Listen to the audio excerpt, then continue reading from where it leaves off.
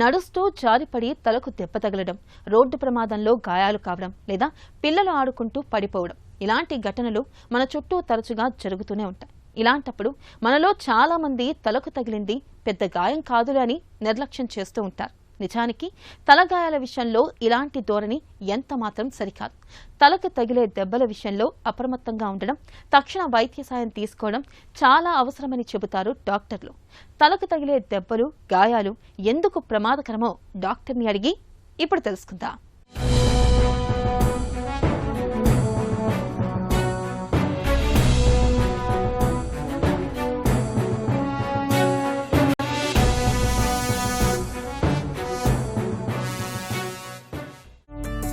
తలగాయాలు ఎందుకు ప్రమాదకరం? వీటిని ఎందుకు పట్టించుకోవాలి? మన యుద్ధాల్లో చనిపోయిన సైనికుల కన్నా ప్రతి సంవత్సరం మన భారతదేశంలో 150,000 నుంచి 160,000 మంది తలగాయాలతో చనిపోతారు. మచ్చుకు మనం ఉదాహరణ తీసుకుంటే హైదరాబాద్లో 2024 సంవత్సరంలో, పోయిన సంవత్సరంలో 8,000 మంది తలగాయాలతో చనిపోయారు.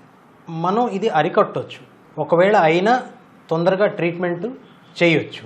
అందుకని తలకి గాయాలన్నది మనం చాలా సీరియస్గా తీసుకుని దాని గురించి అందరూ అవగాహన పెంచుకోవాలి. తలకు గాయాలు ఎన్ని రకాలుగా అవ్వచ్చు? తలకి గాయాలన్నది మనకి స్పీడ్ బట్టి ఉంటుంది. అన్నిటికన్నా కామన్ ఏంటి, మోటార్ సైకిల్ మీద, 2 వీలర్ మీద వెళ్తూ తలకి హెల్మెట్ లేకుండా కింద పడటం, అది అన్నిటికన్నా కామన్. కానీ అప్పుడప్పుడు ఏముంటుందంటే, ఇంత స్పీడ్లో వెళ్ళినప్పుడు తలకి గాయం తగలకపోయినా తల చాలా స్పీడ్గా వెళ్ళి సడన్గా ఆగటం, యాక్సలరేషన్, లేకపోతే తల స్పీడ్ సడన్గా ఆగిపోవడం వలన డీసెలరేషన్, వీటి మూలాన కూడా తల ఒక సెరెబ్రోస్పైనల్ ఫ్లూయిడ్ అన్న నీళ్ళలో తేలాడుతూ ఉంటుంది కాబట్టి అలా ఊగుతుందన్నమాట. ఆ ఊగి సడన్గా ఆగటంలో పైన గడ్డ పెరుగులాగా కింద మీగడలాగా ఉన్నది నరాల కణాలు, నరాల తీగలు. ఇవి కదలటం వలన ఒక particular type of head injury అవుతుంది, డిఫ్యూజ్ యాక్సోనల్ ఇంజరీ అని.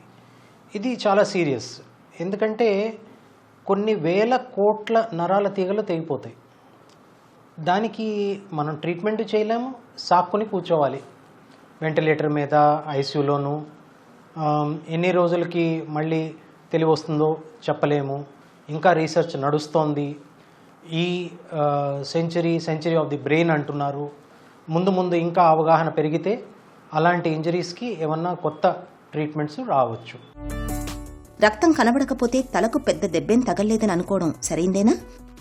తలకి దెబ్బ తగిలినప్పుడు మినిమం 3 రోజులన్నా హాస్పిటల్లో గడపాలి. దాంట్లో 1 రోజన్నా ఐసీయూలో ఉండాలి అని చెప్తారు.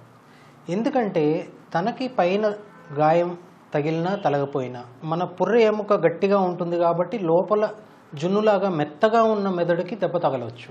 సిటీ స్కాన్ వచ్చినప్పటి నుంచి మనం దాన్ని అంచనా వేయవచ్చు. ఇప్పుడు ముందు మాట్లాడుకున్నట్టు డిఫ్యూజ్ యాక్సోనల్ ఇంజరీలో పైన దెబ్బ చాలా తక్కువ ఉంటుంది. ఒక కారుకి బోనెట్ నలిగిపోతే ఇంజిన్కి దెబ్బ తగలదు. అలాగే డైరెక్ట్గా ఆ ఇంజిన్ నుంచున్న దాని మీద దెబ్బ తగిలితే మొత్తం ఇంజినే పాడైపోతుంది. అలాగే పైన పుర్రెకి దెబ్బ తగలకపోతే మెదడుకి చాలా గట్టి దెబ్బ తగులుతుంది. అప్పుడప్పుడు పుర్రె ఇరగడమే మంచిది. కానీ ఒకటేంటి, పుర్రె ఇరిగిపోతే 50% దాని కింద పక్క రాత్రి లోపల కొన్ని గంటల్లో రక్తం చేరొచ్చు అని మనకు తెలుసు. కాబట్టి హాస్పిటల్లో ఉంటే అలా రక్తం పెరిగి స్పృహ పోయిందా, కళ్ళు తేలేయటం జరిగిందా, శ్వాస తీసుకోవడంలో కష్టం వచ్చిందా అంటే అర్జెంటుగా ఆపరేషన్ చేసి ఇలా బయట ఉన్న రక్తాన్ని, అప్పుడప్పుడు మెదడు లోపల ఉన్న రక్తాన్ని సర్జికల్గా తీసి పేషెంట్ని బతికించవచ్చు. తల మీద కొన్ని ప్రత్యేక ప్రాంతాలలో దెబ్బలు తగిలితేనే ప్రమాదమని భావించవచ్చా? దీనిలో 2 మనం మాట్లాడుకోవాలి. ఒకటి, తల మీద వెళ్తూ గడప తగలటం, లేకపోతే కిచెన్లో లేడీస్ పైకి లేచినప్పుడు పైనున్న చూరు తగలటం, దాన్ని కూడా హెడ్ ఇంజరీనే అంటారు.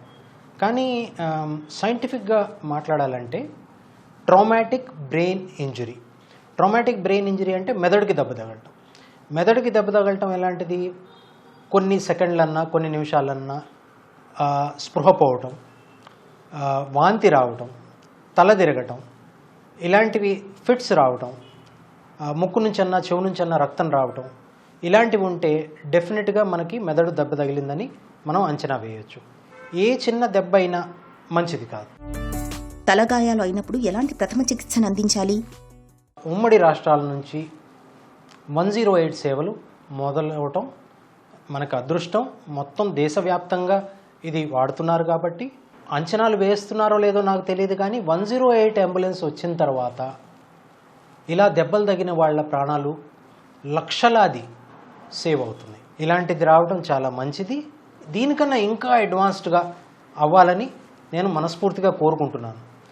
ఇప్పుడు బ్రిటన్ లాంటి దేశంలో, అమెరికా లాంటి దేశంలో ఎమర్జెన్సీ మెడికల్ టెక్నీషియన్స్ ఎంత బాగా ఉంటారంటే అక్కడే సిపిఆర్ చేయటం, అక్కడే ఇంట్యుబేషన్ చేయటం, సెంట్రల్ లైన్ వేయటం, అలాంటివన్నీ చేయగలరు.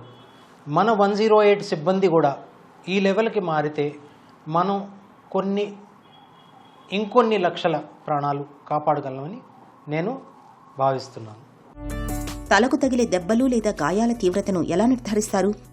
ఇప్పుడు ప్రపంచవ్యాప్తంగా ఏదైనా న్యూరో సర్జన్, ఏదైనా డాక్టరు ఒకళ్ళతో ఒకళ్ళు తలకి దెబ్బ తగిలింది మాట్లాడుకోవాలి, కాన్షియస్నెస్ గురించి మాట్లాడుకోవాలి అంటే గ్లాస్కో కోమా స్కేల్ని వాడతారు. గ్లాస్కో కోమా స్కేల్ 3 పాయింట్ల నుంచి 15 పాయింట్లు ఉంటుంది. 3 పాయింట్లో కళ్ళు మూసుకుని ఉంటాయి, నోటి నుంచి మాట రాదు, శరీరంలో కదలిక ఉండదు. దీన్ని డీప్ కోమా అంటారు. ఈ కోమా అన్నది 8 కన్నా తక్కువ ఉంటే దాన్ని సివియర్ హెడ్ ఇంజరీ అంటారు. 8 నుంచి 13 దాకా ఉంటే మోడరేట్ హెడ్ ఇంజరీ అంటారు.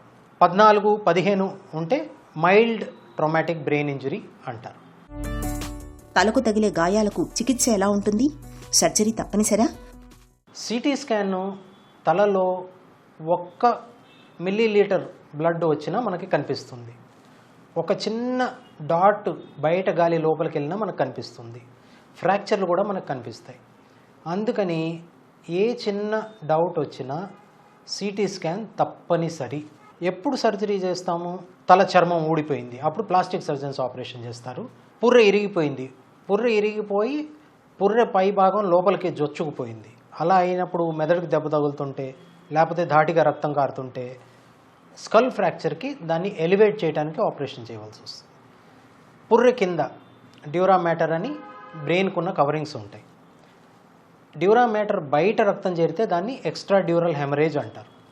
ఎక్స్ట్రా డ్యూరల్ హెమరేజ్ ఒకవేళ అయితే పేషెంట్ దాని మూలన కోమాలోకి వెళ్తే, ఒకవేళ 15 నిమిషాల లోపల కోమాలో వెళ్ళినప్పుడు ఆ ఎక్స్ట్రా డ్యూరల్ హెమరేజ్ని మనం తీయగలిగితే పేషెంట్ 100% రికవరీ ఉంటుంది. అది తొందరగా పెరుగుతుంది కాబట్టి ఒకవేళ మనం రికగ్నైజ్ చేయక వదిలేసాం అనుకోండి, అలాంటి పేషెంట్ని సిటీ స్కాన్ చేయకుండా ఇంటికి పంపించేసాం అనుకోండి, రాత్రి నిద్రలో మనకి అందకుండా పరలోకానికి వెళ్ళిపోయే అవకాశం కూడా ఉంటుంది. అందుకని మళ్ళీ ఒకసారి మనవి చేసుకునేది ఏంటంటే సిటీ స్కాన్ పక్కా చేయాలి. అలాగే ఇంకా లోపలికి వెళ్తే డ్యూరా కింద సబ్ డ్యూరల్ హెమరేజ్, అదేముంది, ఇది కొంచెం ఎక్కువ డేంజర్. డ్యూరా కిందకి బ్లడ్ వెళ్ళిందంటే మెదడు ఉపరితలం మీద బ్లడ్ చేరినట్టు. బ్లడ్ రక్తనాళాల్లో ఉన్నంత వరకు మెదడు చాలా సంతోషంగా ఉంటుంది. ఆ రక్తనాళాల్లో ఉన్న బ్లడ్ దాని పైకి వచ్చినప్పుడు ఒక రకంగా బ్రెయిన్ స్పార్కింగ్ చేయడం మొదలు పెడుతుంది, ఫిట్స్ వచ్చే అవకాశం ఉంటుంది, రక్తనాళాలు కుంచుకుపోతాయి, బ్రెయిన్ తను చంపుకోవడం మొదలవుతుంది, బ్రెయిన్లో చిన్న దెబ్బ పెరగడం మొదలవుతుంది. దీన్ని లోకల్ డిఏసి అంటారు. బ్రెయిన్లో థ్రోంబోప్లాస్టిన్ అన్న పదార్థం మొత్తం శరీరంలో ఎక్కువ మోతాదులో ఉంటుంది. అందుకని చిన్న దెబ్బ పెరిగి డబుల్ అయ్యే సైజు మెదడు తత్వం. అందుకనే 6 నుంచి 8 గంటల తర్వాత ఇంకో సిటీ స్కాన్ చేస్తారు. దీన్ని ప్రోగ్రెషన్ ఆఫ్ హిమటోమా అంటారు.